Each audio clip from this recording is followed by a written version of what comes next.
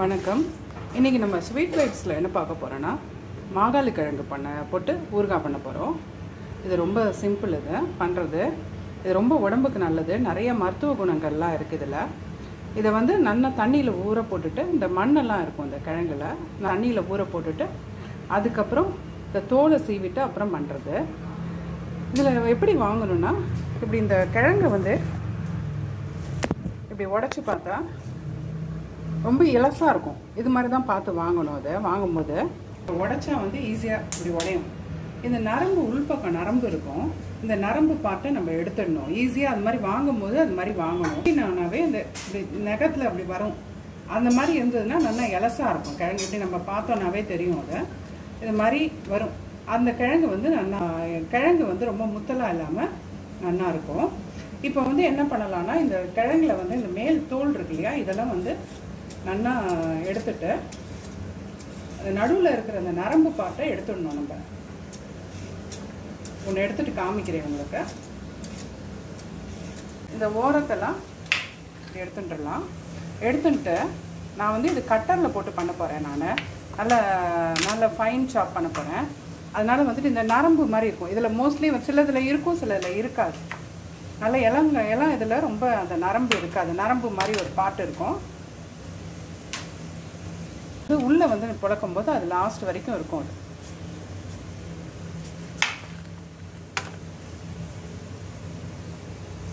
இந்த பார்ட்டை எடுத்துடணும். நம்ம இதை எடுத்துட்டு இது வந்து நல்லா பொடி பொடியாக ஃபைன் சாப் பண்ணிடணும். அதை ஒன்று நான் வந்து கையில் பண்ணி காமிக்கிறேன். இது எவ்வளோ கூட மெல்லிஸாக நறுக்கிறோமோ அந்த மாதிரி ரொம்ப நல்லா இருக்கும். அந்த மோரில் ஊறும்போது இது மாதிரி எல்லாம் வந்து கட் பண்ணி எடுத்துட்டேன். ஓரெல்லாம் நறுக்கிட்டு ரெண்டு பக்கம் ஓரம் எடுத்துட்டு நடுவில் இருந்த நரம்பெல்லாம் வந்து எடுத்துகிட்டு இது மாதிரி நான் கட் பண்ணி எடுத்துட்டுருக்கேன். இப்போ வந்து நான் வந்து கையில் நறுக்க போகிறதில்ல, சாப்பரில் போட்டு போகிறேன். நல்லா ஃபைன் சாப் பண்ணிக்க போகிறேன். இது எல்லாத்தையும் போட்டுட்டு உங்களுக்கு ஃபைன் சாப் பண்ணிவிட்டு காமிக்கிறேன். ஃபைன் சாப் பண்ணிட்டேன் நான்.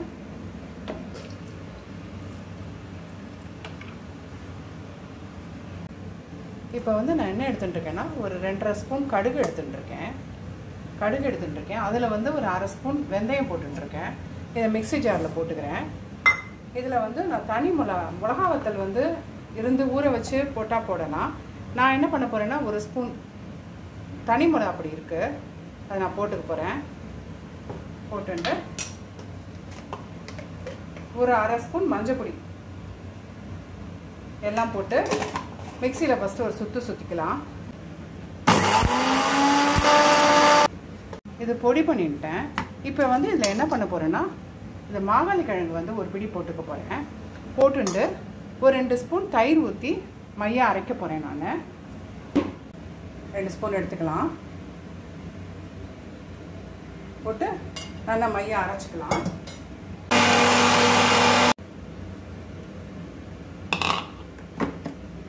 இது மாதிரி நல்லா மையாக அரைச்சுட்டேன். இதை வந்து இந்த விழுதில் இந்த மாகாளி கிழங்கு நறுக்கி வச்சுருக்கேன் இல்லையா, அதில் போட்டுற போகிறேன்.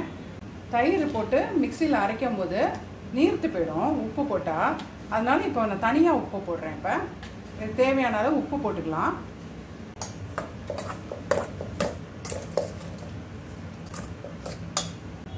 நல்லா கட்டியாக தயிர் ஊற்றலாம். அதில் நல்லா இருக்கும்.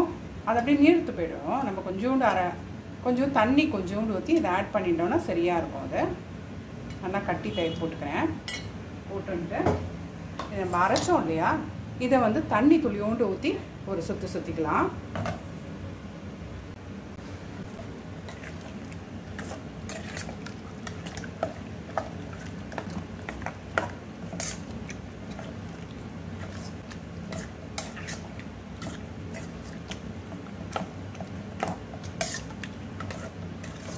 மாகாளி கிழங்கு ரெடி ஆகிடுச்சு.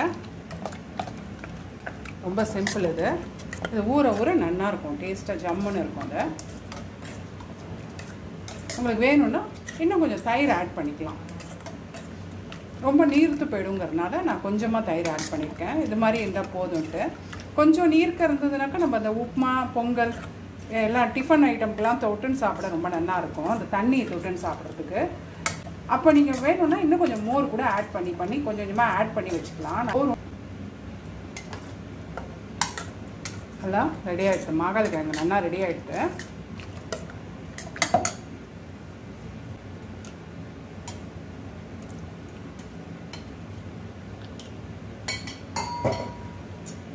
சரியாக இருக்கும் அது.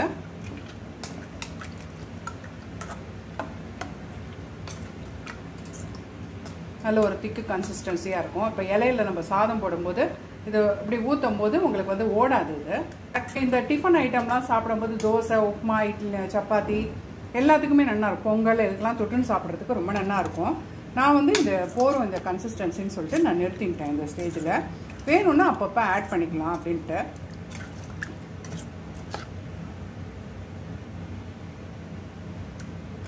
மாகாளி கிழங்கு நல்லா ரெடி ஆகிடுது.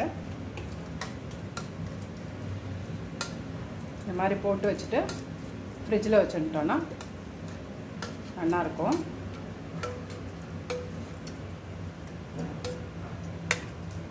வருஷம் ஆனாலும் கெட்டு போகாமல் இருக்கும்.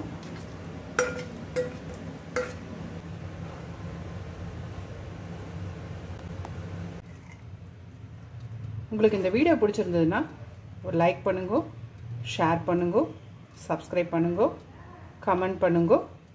நன்றி, வணக்கம்.